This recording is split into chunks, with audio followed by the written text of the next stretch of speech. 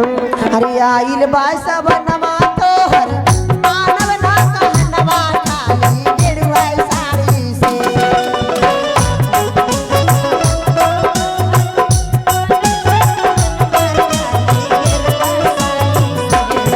आइल बा सबनमा तोहर मानव ना कहनवा खाली गिरवा साड़ी खाली गिरवा साड़ी बोल बाम जय श्री एने वाला कथी बोल बाम देगा कि ना है दम एकदम एकदम कुछ ना एक भी दम ना है ना दम हवा ना जी। उठाइए ना मिला हाथ का पूरा पूरा तेरे दम हवा तो उठावा तो क्या बात है कहते हैं कि 4 चिली में 4 धाम और 1 चिली में कौन धाम सिगरियामा धाम ही कौन धाम है जी बाबा धाम। अच्छा जो बाबा धाम जाना चाहते हैं उठाए के मिला हाथ का पूरा पूरा।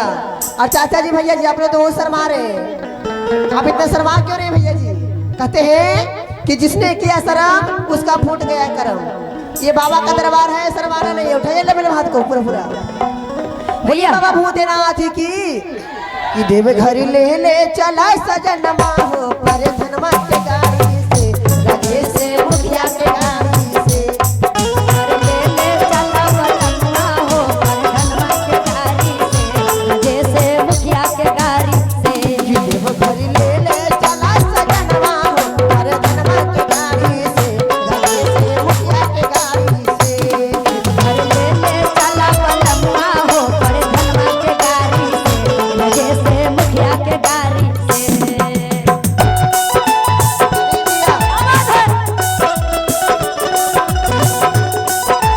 और इतना में भाड़ा ना होई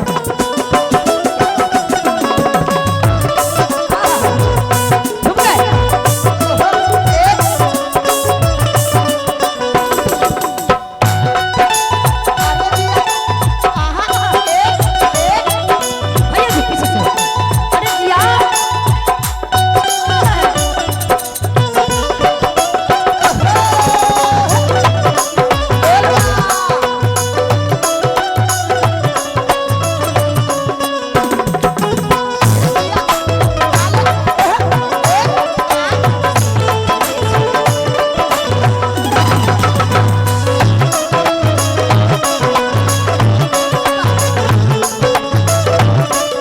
और सुनाइए हमर राजा जी बोलिए हमर ए करिए हमर सजनवा बोलो ए हमर सोनवा ए हमर रानी अरे सब कोई तो चल गए खाली हम ही लटक गईनी तोहू चल जा तनी हमरो पे टिकट कटा दी कि हमहू पहुंच जाए तब में कटा दे काहे हो मामी संगे पापा गईले काका संगे काकी लागता कि हम ही खाली रही गईनी बाकी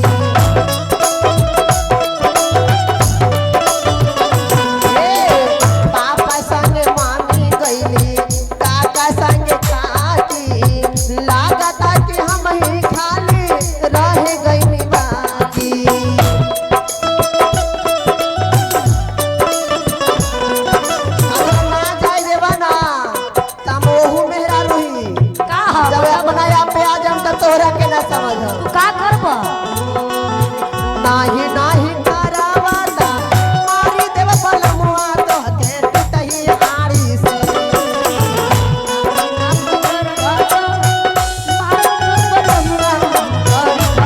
ए नाही नाही करावाता मारी देव बलमुआ तो के टूटही हारी से तो के टूटही हारी से देव घर ले चला बलमुआ हो पर धनमा के गाड़ी से लगे से मुखिया के गाड़ी से घर ले चला बलमुआ हो पर धनमा के गाड़ी से रजे से मुखिया के और तनी गाड़ी सुना ई इतना मिलल भाड़ा खातिर इतना में देवघर पहुंच जाए दीदी पहुँचबा ई देवघर चल जाए एहू मुखिया जी कंजूसे हुए बतावा एहू मुखिया जी कंजूसे बड़े इतना में देवघर चल जाए ना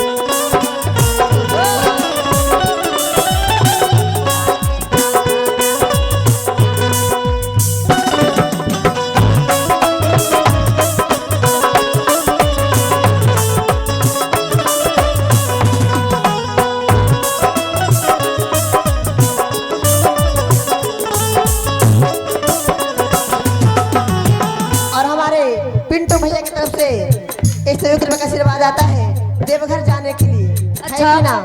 तो लगा था कि थोड़ा थोड़ा में बहुत हो जाए, दीदी भैया देवघर पहुंच जाए। इका तो मेहरारू ही ई कहतिया कि मारब हम कोड़ा हाड़ी से। बतावा इका तो मेहरारू ही तो जब पिटाई के चाल करब तब पिटेबे ना करब। और हमारे भैया नाम भैया मिथुन, और हमारे मिथुन भैया जी, मिथुन लड़का के मामू जी, आय हाय हाय 100 रुपया दे के बेइज्जती करेबा का? मिथुन चक्रवर्ती बतावा लड़का के मामा हो गए। मामा जी है जी, मामा जी, लड़का के मामा जी।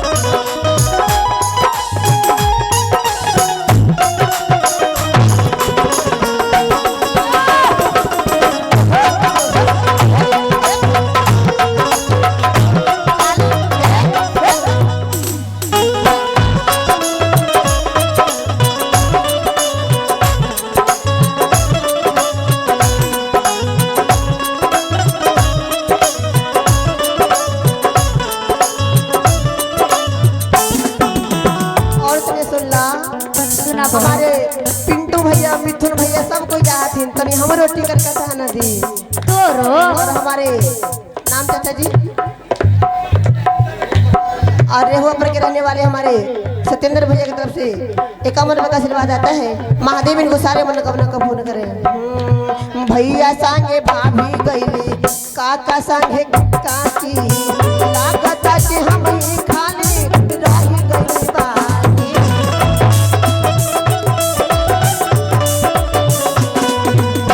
भैया संगे भाभी गईली, काका संगे काकी, लागता कि हम ही खाली रही गई बाकी।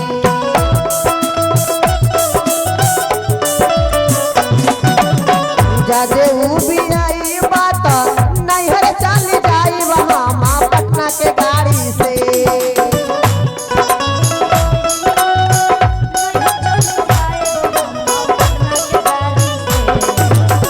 जादे भी बना हम अपन नैहर चल जाए, और नैहर से हमार मम्मी पापा सब जाथिन। अच्छा। उनकर साथे चल जाए, लेकिन जाए उनका जाही के रहो। तू जाइबू जादे भी आई बात नैहर चल जाई वहाँ मैं इस्लामपुर के गाड़ी से, हम ये कंगर के गाड़ी से। और का औरी का कि देवघर ले चला सजनवा हो, ना हरी परे धनवा के गाड़ी से, रजे से मुखिया के गाड़ी से। अरे लाठी चल जतो और कैसे कि देवघर ले चला सजनवा हो, परे धनवा के गाड़ी से, रजे से मुखिया के गाड़ी से। देवघर ले चला सजनवा हो, परे धनवा के गाड़ी से, रजे से मुखिया के गाड़ी से। देवघर ले चला सजनवा हो, परे धनवा के गाड़ी से, रजे से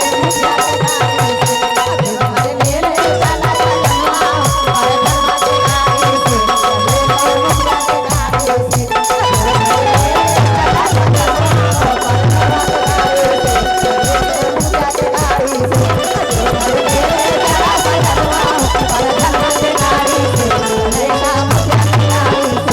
देवघर ले चला सजनवा हो, परे धनवा के गाड़ी से, रजे से मुखिया के गाड़ी से। बोल बा बोला कवरिया बोल बा भोले बम का नारा है, बाबा एक साथ।